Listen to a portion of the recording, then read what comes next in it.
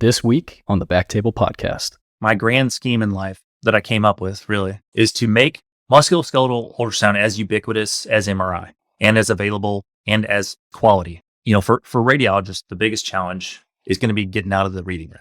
I think for IR docs, it's going to be a little bit easier. And I'll tell you why. You know, if you're a radiologist and the only procedures you're doing are fluoro, like, you know, esophograms and things like that, or CT guided stuff in a hospital, you don't get a lot of opportunities to hold the probe. You've got to get your hand on that probe. You've got to get that probe onto a patient.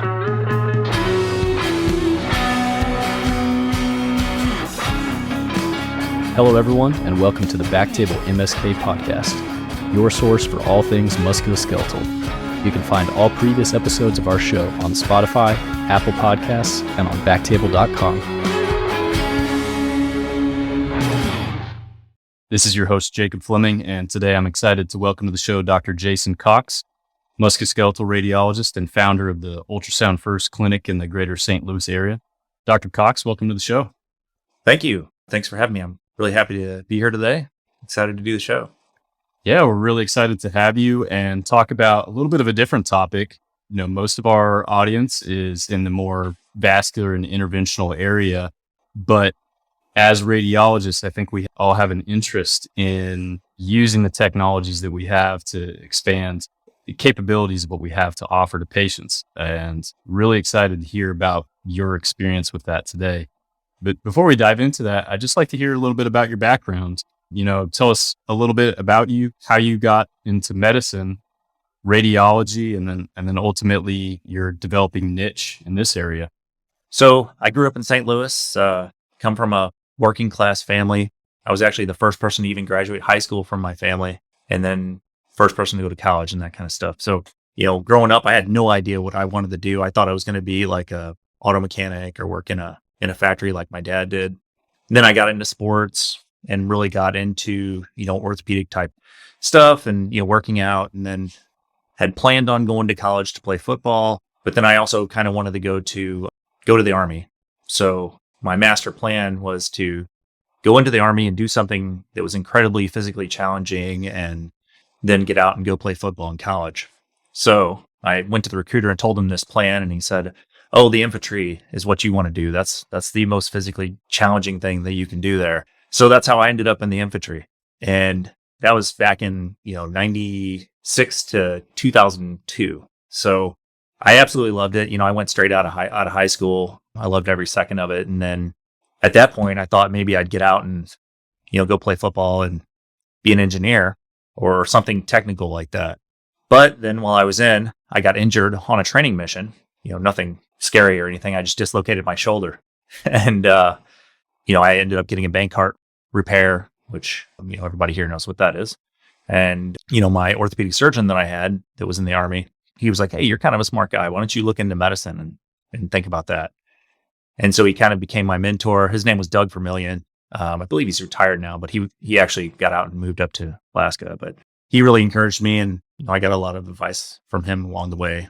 And when I got out, I ended up coming back to St. Louis, went to St. Louis University for undergrad, and then went to Mizzou for medicine, thinking I was going to do like sports medicine. Because, you know, again, I really liked all this stuff. I ended up not playing football because of my shoulder injury. But, you know, all of these things, you know, it's got a common theme, you know, musculoskeletal this, musculoskeletal that, you know, I'm doing all this stuff physical. And then so I end up in medical school. I find out that sports medicine, you know, like family medicine track wasn't for me at all. And so then I really got hooked on radiology probably my first year. I mean, like they brought out the x-rays and I was like, wow, this is amazing. You know, so then I started hanging around the radiology department, ended up, you know, staying at Mizzou for radiology residency. And then I thought I was going to do interventional. And I was fortunate because the Mizzou program didn't have a fellowship, but they had, you know, a full service trauma, level 1 trauma center, bariatric center, all these things that, you know, need interventional radiology. And, you know, the radiology department ran its own vascular lab, which I know a lot of places don't. You know, vascular surgery has it. So then, you know, I did about 9 months of IR training through electives and just regular rotations in my residency. And then probably close to my R4 year, Julia Krim, a lot of people may have heard of her, but she was out of Utah. You know, she's written a lot for a lot of different books, like, you know, with Jeff Ross and BJ Manister, and she's pretty well known. she came to the program, and then I, through, my wife's input a little bit, decided to do MSK instead of IR, probably in my R4 year. And then, so I was really fortunate in that regard to kind of fall into all of these things. It's kind of been the theme of my life is just, you fall into these opportunities, you take them and you run with them. And if Julie Krim wouldn't have been there, maybe I would have been in VIR right now. So I don't know. Sure. It's crazy to think about how things could have gone differently just based on almost happenstance. But I love your story. Just numerous instances of kind of thinking you're going in one direction and then recognizing, okay, actually going this way is a bit more appealing to my interests. And I can obviously relate to pivoting from vascular to MSK. And I think that for a lot of interventional radiologists, I've noticed a lot of them like MSK as well because of that mechanical sort of engineering aspect to it. Was that something that always kind of drew you to that as well? Yeah, absolutely. I mean, I'm a very hands-on person. As far as technical, I've always loved all of it. I love math. I love building things.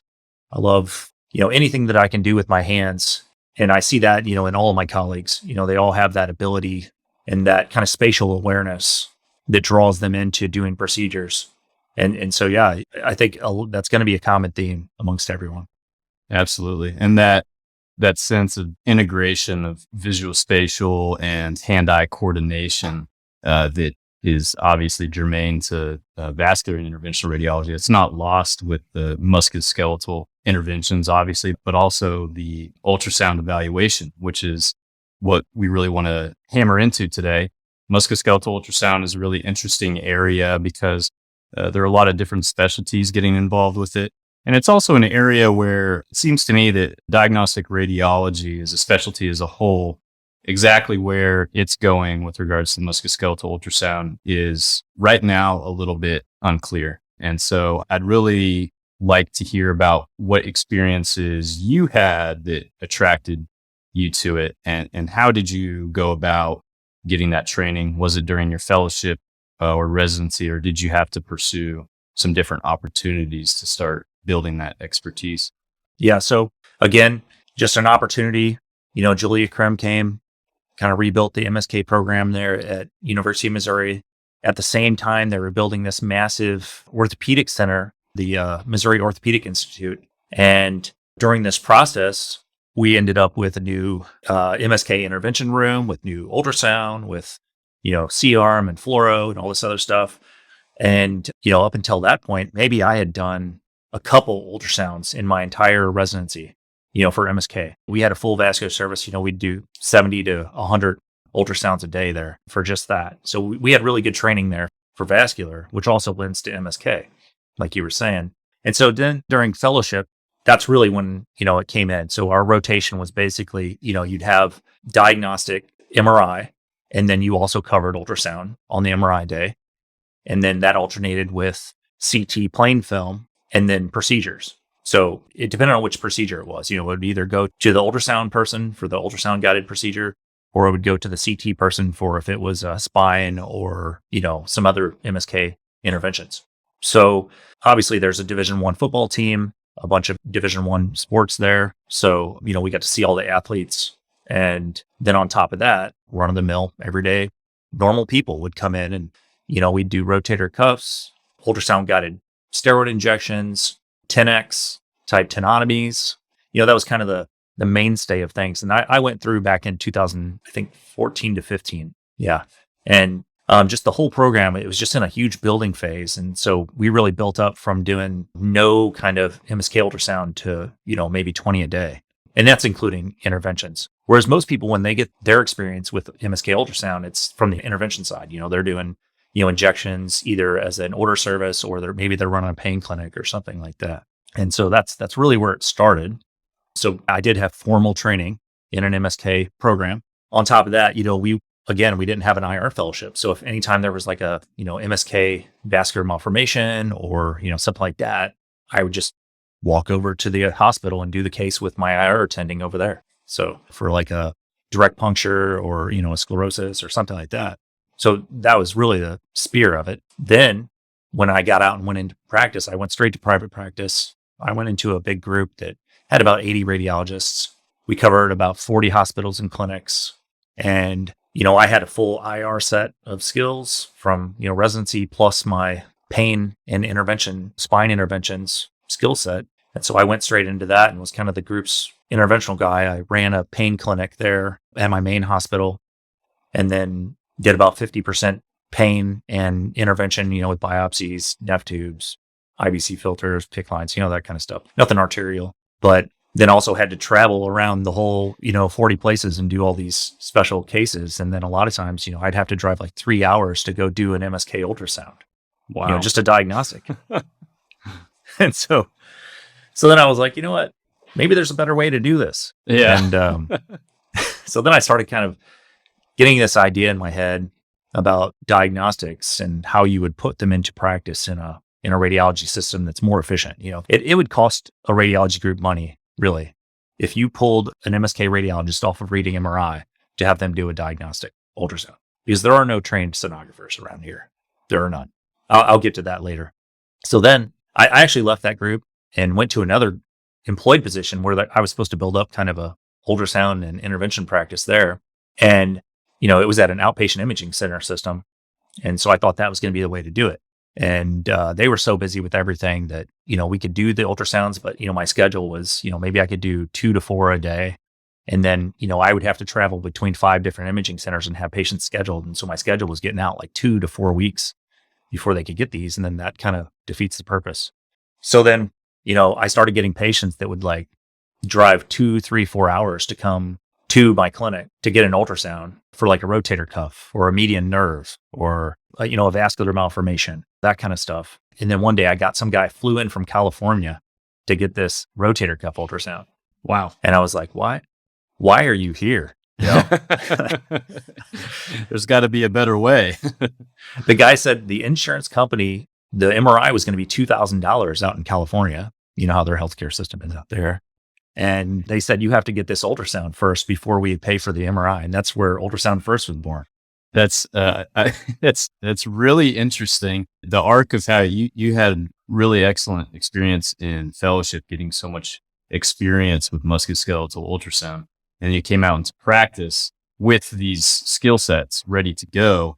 And just the logistics of everything are kind of preventing getting these services to the patients. It's so interesting. And so with that, tell us about the Ultrasound First Clinic. You gave us the seeds of the idea. How did that come to fruition to initially being open? When did you open? And just tell us about the clinic. So kind of COVID prompted me into it a bit. I think a lot of people have that similar story because when COVID hit, as an outpatient imaging center, we basically, everything we did was optional, not a mandatory or urgent service. So then, we were actually shut down from doing much. Like at one point we were doing nothing. I mean, just 5 radiologists sitting there in 5 imaging centers, absolutely doing nothing, not actually getting paid. Our contract was you get paid for what you read. So we're just all sitting around and I'm like, you know what? I think I'm going to start looking into, how can I do my own thing so that I'm never in this position again where I'm just sitting here on somebody else's control telling me I can't make money. Right. It's kind of a catch-22 to be in that sort of situation. Yeah. And so all the routine services were shut down and I just started kind of investigating, how much ultrasounds get paid for, how much the professional versus technical versus, the global fee and all that. And then I just kind of put together the business model and put it on paper. And I was like, yeah, this could work. And so then I put all that together and then I partnered up with a buddy of mine. He did the fellowship the year before I did. His name's Kevin Ingalls. And he's more on the business side of the partnership right now. But later on, once this is established, we've thought if this works, it was like an experiment. If this model works, then we'll start opening these things up. And so then, I put the business together. I rented an office and opened up in February of last year. And I just basically worked there when I was on vacation. I just saw patients when I had vacation days, and I just didn't take a single day of vacation for myself all last year. Just worked at the clinic and kind of proved the proof of concept, went through some things, did some pivots. One huge challenge is having a sonographer that can do cases for you versus doing them yourself. I can do every single ultrasound of the body, any one of them. I have that capability with the exception of echo. I'm not going to claim I can do echo. I have no training in that. But yeah, like I even brought in a sonographer who was MSK trained and had challenges with that. It's different doing cases as a sonographer versus as a radiologist. And so I had to kind of figure out how to train even somebody who's MSK trained to do the kind of cases that we're doing here. Because we don't do just, rotator cuffs. It's mostly high level stuff. I see professional sports players, post-op cases, all this stuff that's coming in here. And then, you just can't have a sonographer just do those high-end cases. So I did that part-time until November. And, I had decided at that point, probably back in, mid-year, that I was going to leave my other position, and it required a 6 months notice. So 6 months before November, I decided I was leaving. And then I started full-time in November. And, we've had double growth every month since I came full-time. That's fantastic. And I would like to talk a little bit more about the difficulties with training up a sonographer to be helping with the clinic. One thing, if you could give us an idea of the mix of diagnostic and the interventional cases. I understand you're still doing some interventional cases, from injections to more complicated things like ultrasound guided carpal tunnel release. Can you tell us a little bit about that mixture? Yeah. So right now, I kind of look at the numbers before we looked at this. I'm at like 58% intervention and obviously the rest diagnostics. And then kind of a lot of that too is whenever a patient comes in, I get a lot of orders from doctors that say, if this, then inject, which is actually a problem with the business model because you can only get paid for one, right? So say this person comes in for a rotator cuff injury or shoulder injury, or even post-op or adhesive capsulitis. They want you to diagnose it. You either do it or your sonographer does it. And then you do the injection, and then you can only get paid for one of those, especially by Medicare. Medicare is very bad about paying for anything. Some of them will, they'll say, hey, you did this. So there's a lot of stuff you have to dictate and try to make your case that this should be paid as a diagnostic and an injection. And then typically they'll discount one of them, the more expensive one, to pay for it both. But with having said that, those were just kind of like the challenges of figuring out the clinic, because we're kind of like a doctor's office, pain clinic / interventional service and diagnostic service. Our schedule is just like an outpatient imaging center. So, patients can schedule themselves. We can schedule patients for them. Doctors' offices can schedule. We can schedule for the doctor's office. We have all that capability. And then, so all of the diagnostics, they just get filled in as they do. And then, I mark which cases in the system I have to do versus the sonographer can do.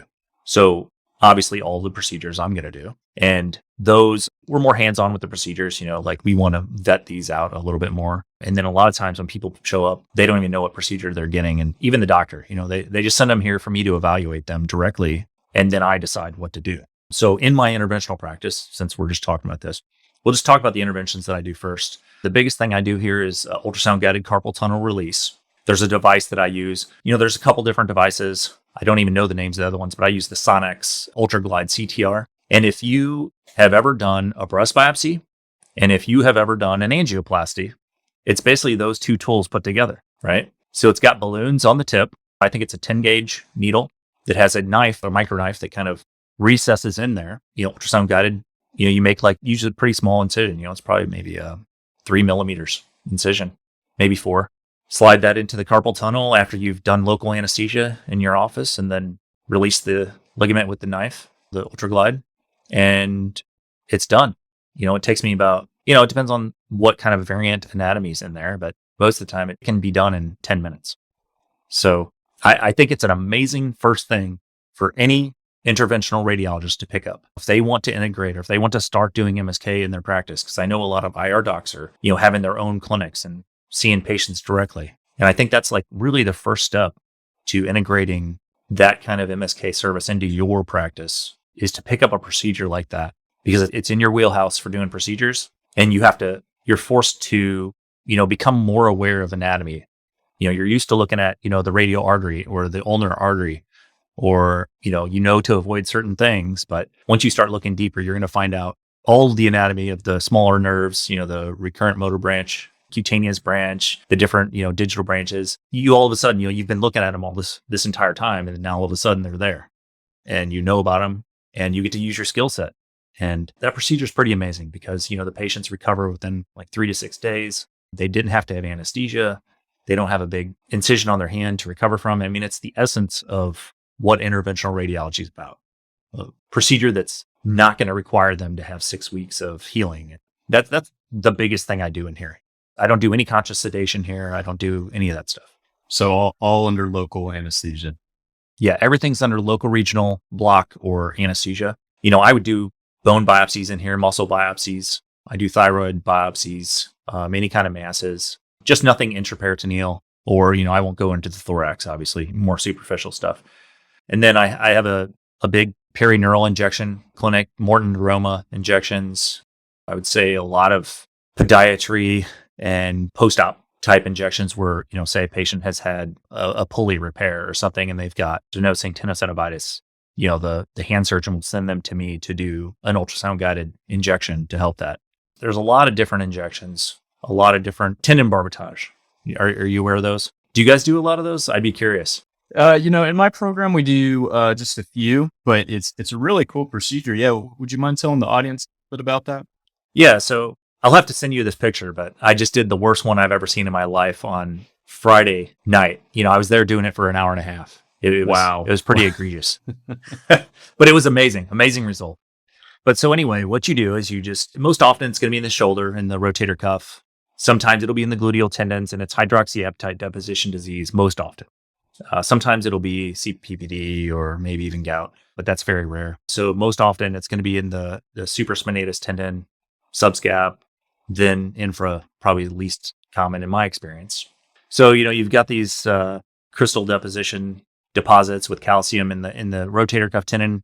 The patient, you instantly know when they walk in what's wrong with them. You don't have to do any kind of diagnosis because they can't move. I mean, it's one of the worst experiences of a patient's life. They've told me people who have had kidney stones, childbirth, and this say that the order is kidney stones, this, and then childbirth.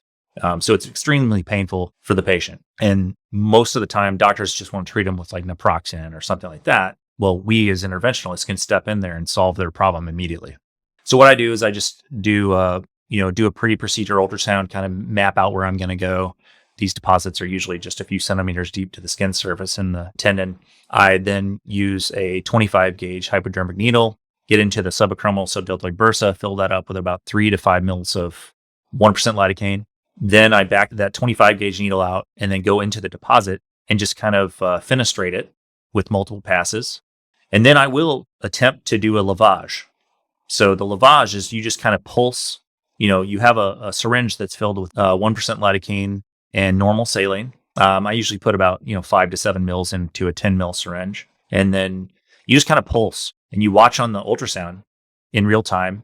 And then you can watch kind of the fluid tracking into it. And it just kind of eats away at the calcium, depending on the stage that it's in, until there's kind of like a dam that breaks. So satisfying. The dam just kind of breaks. And then, you see this big whoosh of particles and fluid inside the calcium. And then you actually see it come back into the syringe, which is so satisfying to see that white blush just coming back into the syringe.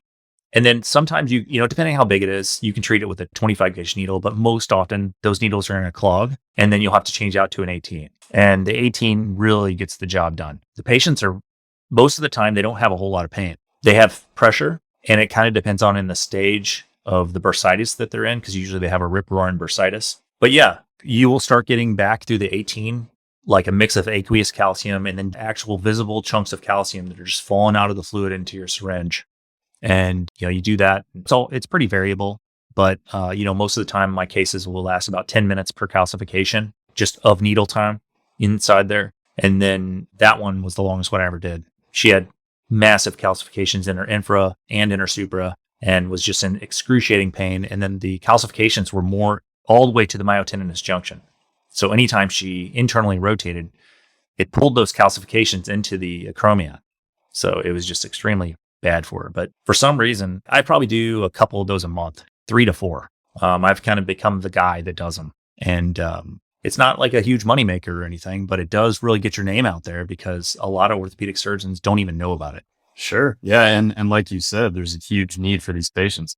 As radiologists, we've probably all read dozens or hundreds of radiographs and we say, oh, there's some calcific tendinitis, tendinosis or whatever, and move on with our lives. But I think it's really exciting to realize that not only is something that's relatively prevalent, not only is it treatable, but the technique you just described is just basic equipment: needles, syringe, lidocaine, saline, and ultrasound. Yeah. And just going at it with the skill sets that we have as radiologists. It's awesome. And I would really like to hear about both that and then the carpal tunnel release.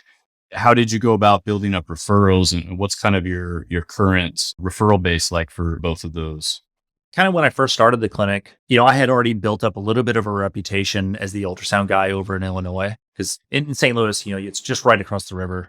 You have kind of a metropolitan area over there that's included in the service area of St. Louis. So, St. Louis is the big referral area. And then over there are some, secondary or, rural hospitals even that all refer back to here.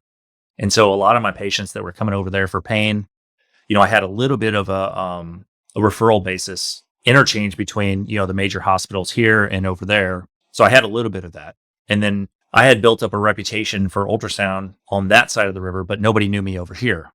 And then so when I was in the imaging center, then I started to kind of build up my reputation there while I was employed. And then when I moved into my regular practice, I had a little bit of a following by that. So I have to give that a little bit of credit. Then on top of that, starting a practice, any kind of private practice or imaging clinic, it takes a lot of marketing and, just the old school stuff. Anytime I read like a diagnostic case, because I do read some diagnostics, as a telerad contract, basically, anytime I saw something like that, I would say, hey, there's calcific tendonitis. This person needs a tendon barbotage using ultrasound guidance, So, and I wouldn't do it inappropriately, obviously. Our job is to recommend the next step in management, and that is it. And then the person who ordered the test calls me up and says, hey, where do I get this done? Well, I happen to do those here. If you want to, you can send your patient here.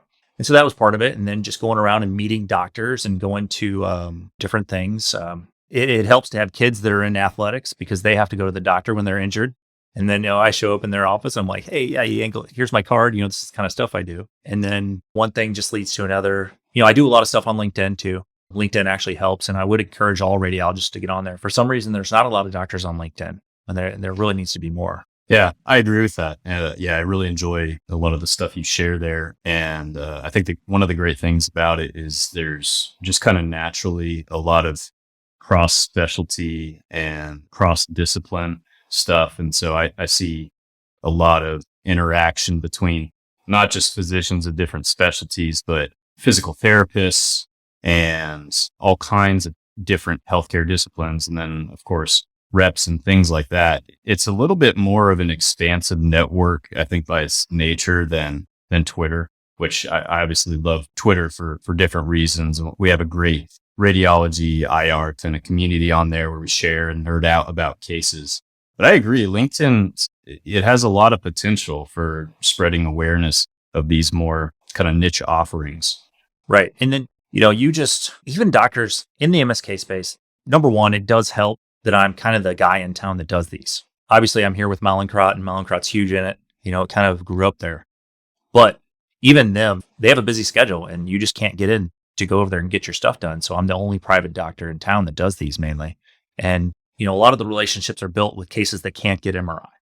So if you're an interventional radiologist and you're seeing patients and you integrated this into your practice, you just had it in there, they send you somebody who can't get a rotator cuff on MRI because they have a cochlear implant or something. And, then that doctor remembers you, they're like, hey, maybe I can call this doctor and get some advice, or maybe ultrasound's good for this kind of stuff on other patients. And it's not like I'm marketing in my reports, but I don't just put in a simple report. My reports look like an MRI report.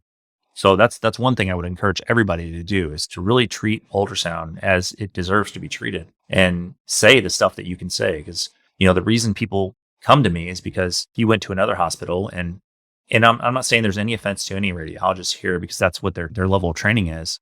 The hospital obviously is not going to turn away any cases unless you're actually in charge of your department at this point. But, they show up and, next thing you know on the list, there's a MSK ultrasound of the elbow. And all you have is kind of a cine clip of the elbow from the sonographer who doesn't know what they're doing. And then the radiologist is like, I can't trust this, even if I know what I'm looking at, you can't do that. Yeah. So, no fluid collection visualized. Right. No fluid collection, no mass, get MRI. That's the standard report for most MSK. Right.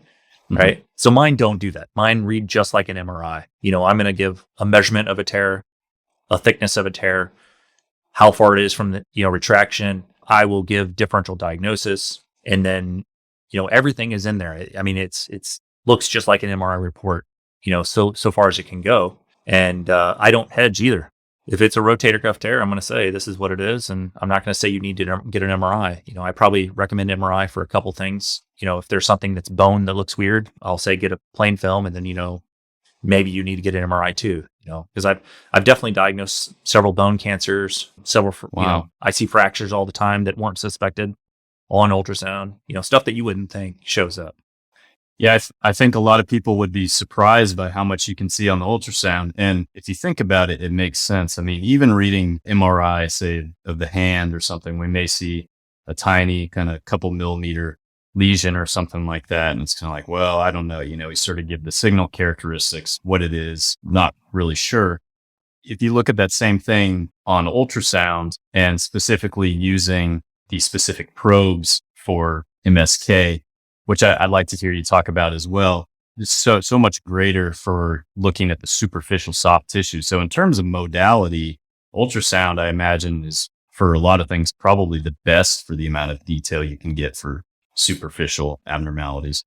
Absolutely. And I'm not the guy that's out here saying replace MRI with ultrasound. I'm saying that, John Jacobson put out a paper, I think back in 2006, and they had just done a kind of a review of charges from Medicare and looked at what diagnoses were made on MRI. They looked at all the MRIs that were done that year for different diagnoses and found that, a large percentage of them, over 50% could have been diagnosed with ultrasound instead of MRI and could have saved United States taxpayers about, $9 billion. So Wow. it, That's pretty staggering. yeah. So that's the kind of stuff that's out there that just is ignored. But so I'll give you a case example here. So I saw a collegiate pitcher. He had ulnar collateral ligament repair. He had an internal strut and native ligament repair and graft. And then he had a ulnar nerve transposition, and he was continuing to have burning pain into his antebrachial fossa and forearm. The MRI was negative. The graft was intact. Everything looked fine. The ulnar nerve, had a little bit of changes just from the transposition, obviously. So then the sports doc who did the surgery sent him to me, and I did the ultrasound, evaluated everything. I get to talk to the guy too, so that helps a lot. That, obviously, as the radiologist, typically it says pain. You don't get the history that you want. So then I go through and I do, on my elbow exam, for pitchers especially, this was a pitcher. I always look at like the pronator, the collateral ligament, the median nerve, ulnar nerve, and radial nerve. And then, I'm going up above where the transposition is, and I find this little mass. It's probably about 5 by 10 millimeters, but it wasn't on the MRI. You couldn't see it on the MRI because it was in scar tissue. And it happened to be a neuroma at the anterior cutaneous nerve. And so this dude, he's about to get a new elbow reconstruction. And I find this little neuroma that's not even there. And that was surgically proven, by the way. I told the doc, Wow. I said, hey, this is a cutaneous branch neuroma. Have you ever even seen a cutaneous branch on an MRI? I mean, No it's way. there. I can tell you, There- definitely you know, not. Yeah. But, this thing, he took it out and the guy's 100% better now. So that's kind of the power of it. That's amazing. Anytime I can get like a MRI plus the ultrasound of the same patient, I love posting that kind of stuff because it's just amazing the difference.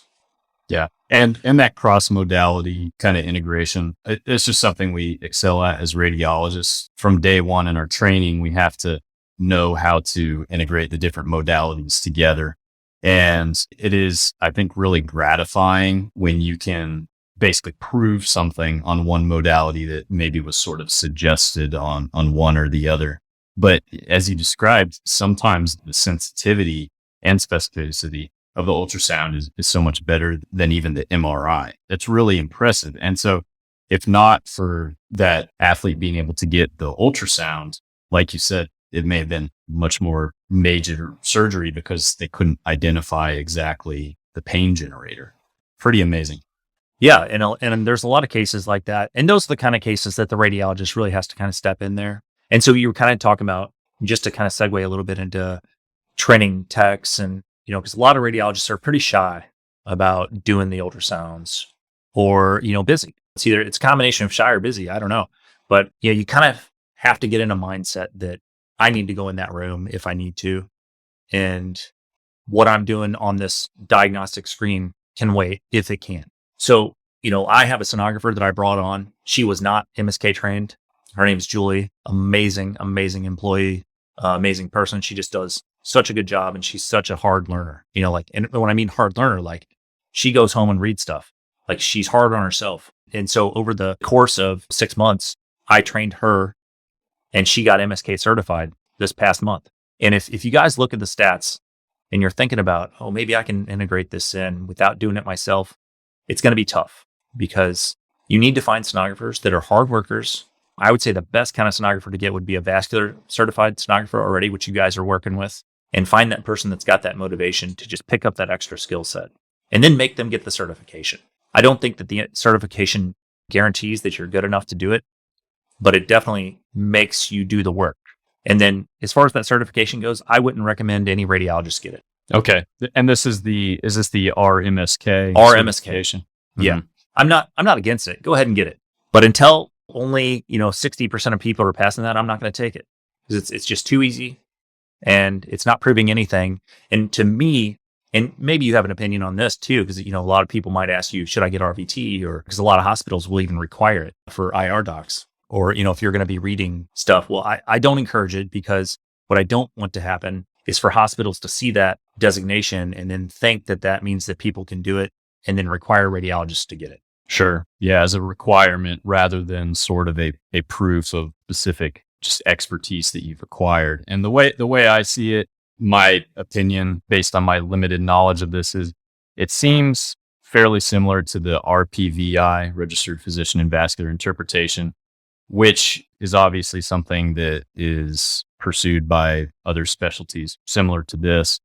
And so by our background as radiologists, it's understood that we have the capability and the expertise in this. And right now, the RMSK is a little bit less established, it seems like, than the RPVI.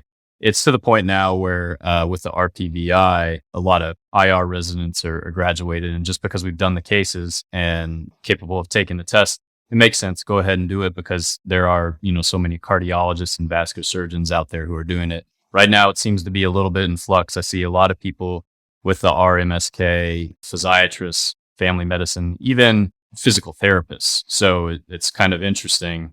And not to go off on too much of a tangent there, but I think it's a great point for kind of the community to think about. Where do these sort of advanced certifications fit in for us as radiologists? I think that's a really good point that you made. Yeah. I think, maybe the value could come in if you're trying to establish the practice, and you need some kind of marketing point. I just, if I did a fellowship in it, I don't need this little tag. And I will say they're working on making it better because, it used to be that both the sonographer and the radiologist would get the same certification, take the same test. Now it's split, so the APCA actually does the RMSK certification, whereas ARDMS does the certification for the sonographers. And so that is a better point. And just right now in my career, I don't see how it could help me. And if you've done a fellowship, I don't see how it could help you. It could potentially help, a general rad or somebody who did an IR fellowship, potentially. But I think if you're an IR doc, that holds a lot of weight. You're the interventionalist. Like, you don't need to prove to anyone. And so on that note, talking about pathways for training. So musculoskeletal ultrasound, it's not universally taught in radiology residency or even MSK radiology fellowships. You obviously had a great experience with that. And from what I've understood, it seems more and more the fellowships are really building up this experience. But as with all things related to training, it's variable from institution to institution. So for radiologists who are coming out and maybe didn't have that formal experience in their training, but obviously as radiologists have good ultrasound knowledge and skills, what are some good ways for them to get started acquiring the hands-on skills? For radiologists, the biggest challenge is going to be getting out of the reading room. I think for IR docs, it's going to be a little bit easier. And I'll tell you why. If you're a radiologist and the only procedures you're doing are fluoro, like, esophagograms and things like that, or CT guided stuff in a hospital, you don't get a lot of opportunities to hold the probe. You've got to get your hand on that probe. You've got to get that probe onto a patient. I will tell you that a weekend course is good to establish a base of information and get feedback. I haven't actually done one, but I know a lot of radiologists who have. And then their biggest complaint is when they come back, they don't get to use the information. You don't get the repetitions in to do it. So my first thing that I tell people is first make this commitment that you're going to learn it or become good at it or implement it in your practice. You've got kind of the skill set in your mind already. And so what I do is I use other cases to gain experience. Okay. So if you're going in there and you're going to put in a PICC line and, you're used to doing your PICC line, now's a great time to look at the median nerve and kind of just look at it, like you get to do it. Right. That was a thought I had earlier, though, when you're talking about, we see a lot of these structures on the ultrasound, but as we do, we zone in, we're focused on the artery or just the vessels. And so that stuff we kind of subconsciously put on blinders. It's like the T-Rex in the Jurassic Park, it's like he only sees motion, right? Like, yeah. So you forget about everything else. But yeah, it's all there. That's why, it's just a stepwise progression. You're in there and all you got to do is slide down that right next to the artery and vein. And there it is. There's the median nerve. That's your first big MSK case. You just did it, right? Then just slide down to the anterior elbow, turn your probe a little bit, look for ligaments and tendons, and start doing that every case you got. There's an MSK part in your way for everything that you're going to do to this patient. Yeah. So I was kind of thinking about this earlier when I was looking at your practice's website and just the number of services offered and the conditions potentially diagnosed. It's really staggering. It makes you realize just how big of system MSK is, which, is obvious. I mean, it's literally the entire body from head to toe. And so that's kind of one of the interesting things I think about MSK ultrasound compared to, say, abdominal ultrasound. There's kind of a finite number of things within the abdominal cavity, and it's a discrete region. Whereas MSK, you can take those skills with the ultrasound and basically put a probe anywhere on the body. And then it's just a matter of knowing from your experience with cross-sectional imaging what's there, and then just anatomy textbooks and that kind of thing. So super versatile tool. To me, that's one of the things that's a little bit daunting because you're an expert with assessing basically everything in the body. And perhaps like you're saying, you can acquire some better knowledge of, say, the forearm anatomy just by looking at that when we're doing those kind of cases. I'm just curious what you think about that aspect of it being so broad and approaching it in a way where we're offering specifics about what we're seeing rather than, we talked about kind of the general soft tissue ultrasound that we're probably used to reading from the emergency department where we say no evidence of an abscess. How do you approach getting specific with so many different areas? Right. So first of all, just your knowledge of MSK pathology is going to help a lot. I would say the first thing is your job is to differentiate whether or not what you're seeing is in the skin, in the muscle, in the tendon, in the joint, in the bone, right? It's very basic, so look at it like that. A lot of times the sonographer will show you a quote unquote fluid collection or mass. And if they didn't include that stuff, but let's just say that they did, or you're in there and you notice, hey, there's a wriggly looking worm thing inside this fluid collection. What is that? Right.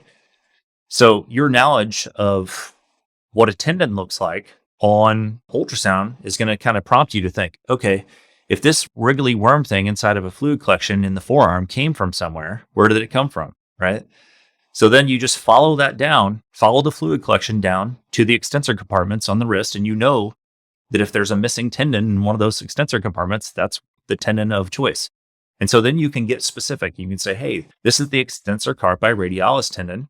And we know that just through medical knowledge, and if it's an extensor, it's on your lateral side of your arm. It's a carpi. It's going to attack to the carpus, and it's the radialis. So it's on the radial side, right? So you just kind of put those things together. And instead of just like knee-jerk being broad and being safe, you make that jump. You kind of say, hey, I know all this stuff, and now I'm going to apply it to this image.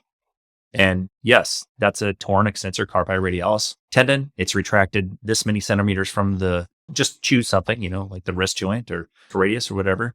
And then you've now prevented the need for an MRI. So that's how you start becoming specific, is you just use common sense. really. And like you were saying, it is kind of daunting. If let's just say you're looking at a cross section of the muscle in the forearm, right? It takes a minute to get oriented. I'm not saying that I'm 100% going to pull up a single image on a cross section and be like, yeah, that's the extensor carpi radialis muscle versus, the brachioradialis, right? It's going to be hard at first, but then all you have to do is be like, okay, I don't know what muscle this is. Just slide your probe down to the extensor compartment. And you're going to find it, right? You just have to know that one anatomy, and that's the key to the rest of it. And then, once you find that known anatomy, then you can work away from that and say, okay, this is the median nerve. This is the radial nerve. This is the posterior interosseous nerve. And then since we're there, now we know what are the common injuries or what are the common syndromes that occur with these things. You know how to evaluate those because it's a focused exam then. So you go from your broad exam to your focused exam. And then it helps because the patient's there. I had a patient yesterday that came in with a posterior interosseous nerve syndrome. He just came in with lateral elbow pain. And I found that his nerve was smashed down to about 1 millimeter through his radial tunnel. And the nerve next to it was about, triple the size. So, wow, that's the symptoms. And then I injected it and now he's better. Yeah, that's awesome. And so it sounds like basically when approaching these things, you're going to get a case and you have to approach each one with the basic knowledge and the skills that we have. And as you see those things over time, you may see, oh, this reminds me a lot of that similar case that I saw a few weeks ago. And then bam, you confirm your hypothesis. But like you're saying, a lot of it is just knowing what the anatomy is and just adapting it to use this modality we're all very comfortable with, but in an area where maybe we're not used to using it so much. Right. That's right. And a tendon is a tendon, a bone is a bone, right? And techniques for interventions work on everything. Somebody will say, hey, I think I don't keep count anymore, but I'm probably close to 10,000 injections. Maybe someday I'll try and figure it out.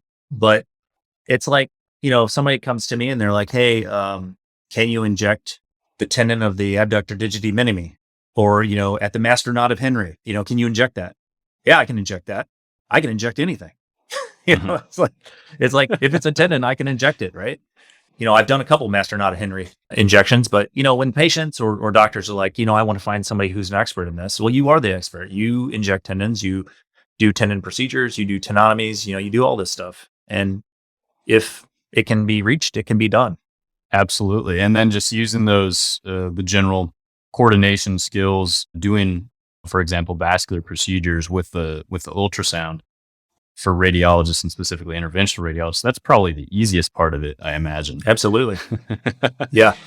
Yeah. And like the stories I've heard about the weekend courses, and they are great courses, believe me, like, John Jacobs there, all these great guys are there. The techs are great that do it, but you go there and it's not just radiologists. And in fact, it's a minority of radiologists. I'll tell everybody now, just on this show, if you don't get involved in this, it's not going to be ours anymore because with POCUS coming out, everybody thinks that they're a sonographer now. Everybody thinks they're an MSK expert on sonography.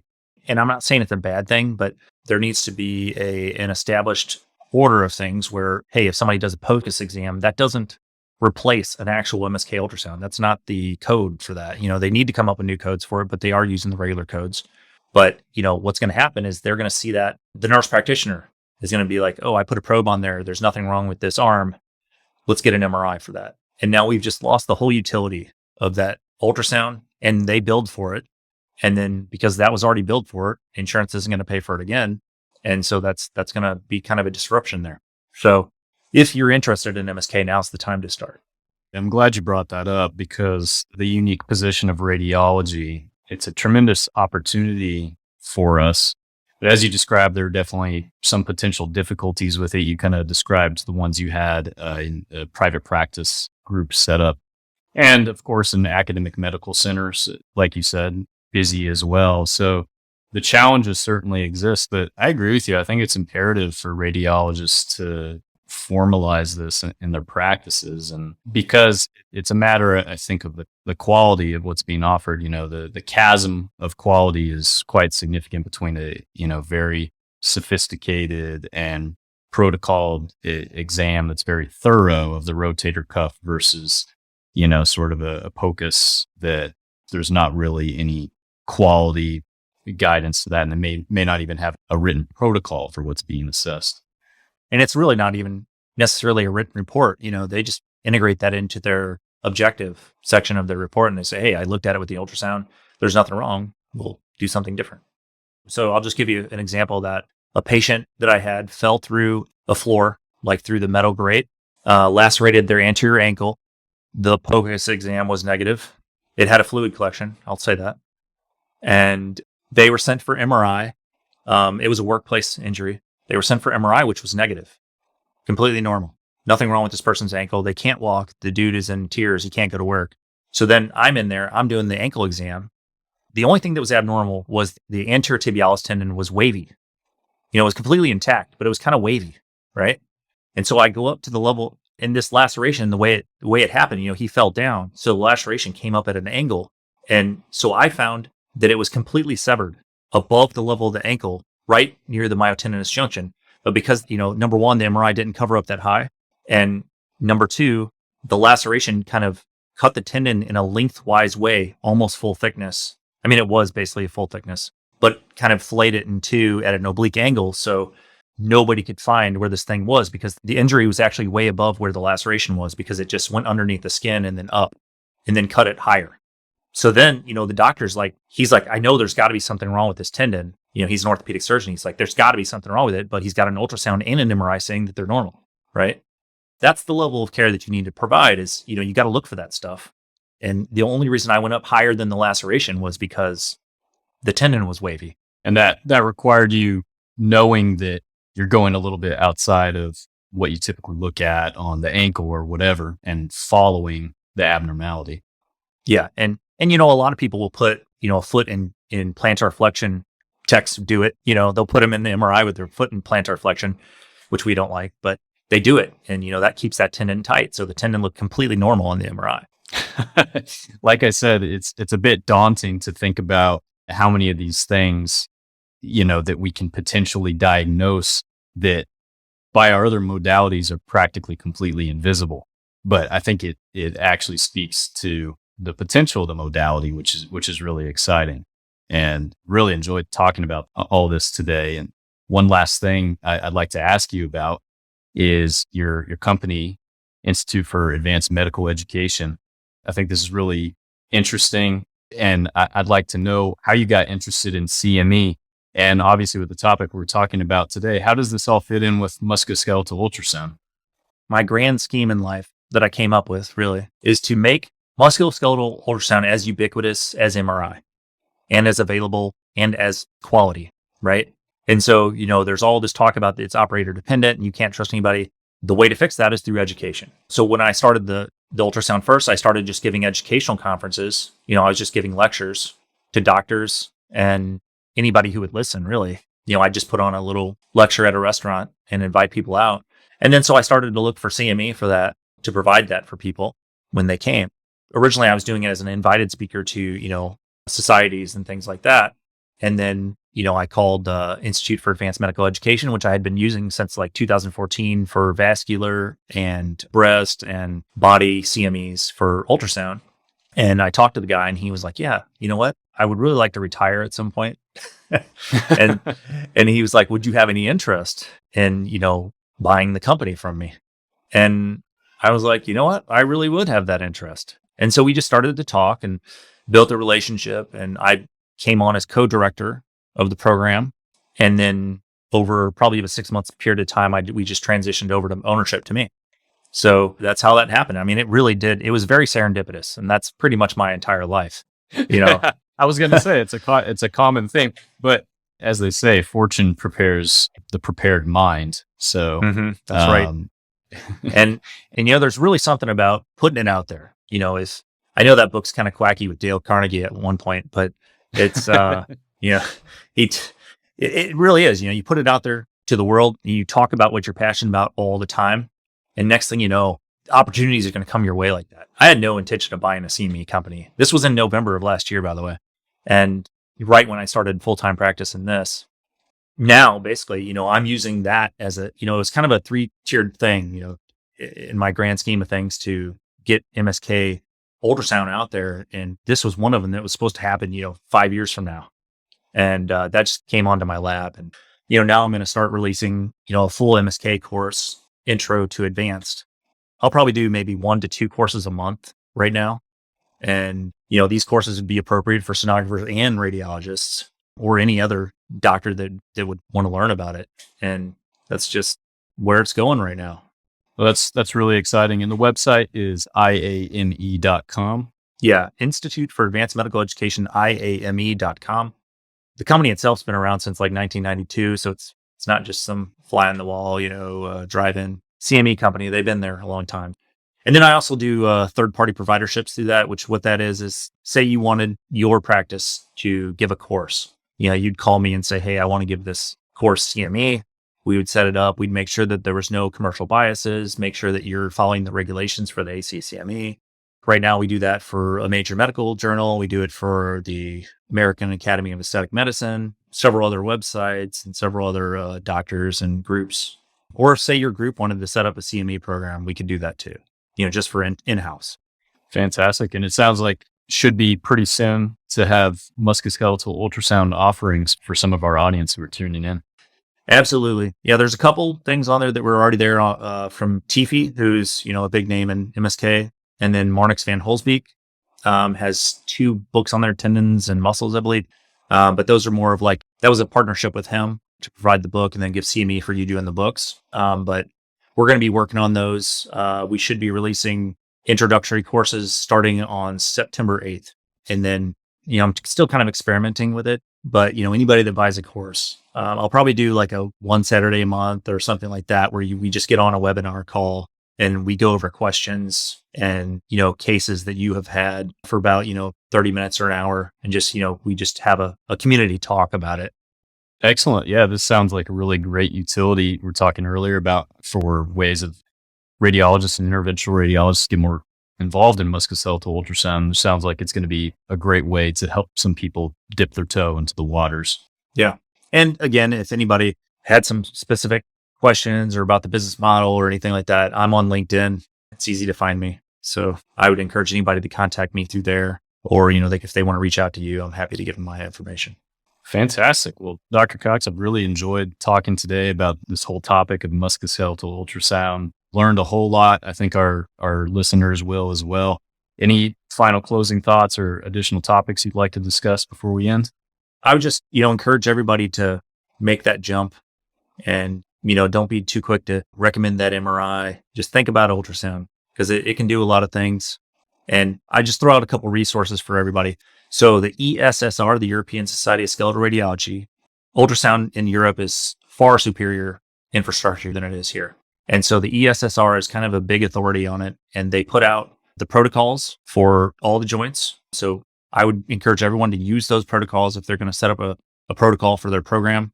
And then there's also a consensus statement from them from, I think, 2017. And they just updated 2020 for the indications for musculoskeletal ultrasound and indications for musculoskeletal ultrasound guided interventions. So check those out. You get them for free, I believe. If you just type in ESSR MSK ultrasound on Google, you will find them. Fantastic. It sounds like a great resource, and we'll be sure to link to that as well as IAME and all the other potential resources we discussed during the show. Well, Dr. Cox, thanks again for your time. I really enjoyed our conversation. I think that our listeners will really enjoy learning about a lot of what's out there as well. All right. Thanks for having me. I really enjoyed it. Thank you. Absolutely. It was my pleasure. And to our listeners, we'll catch you on the next episode.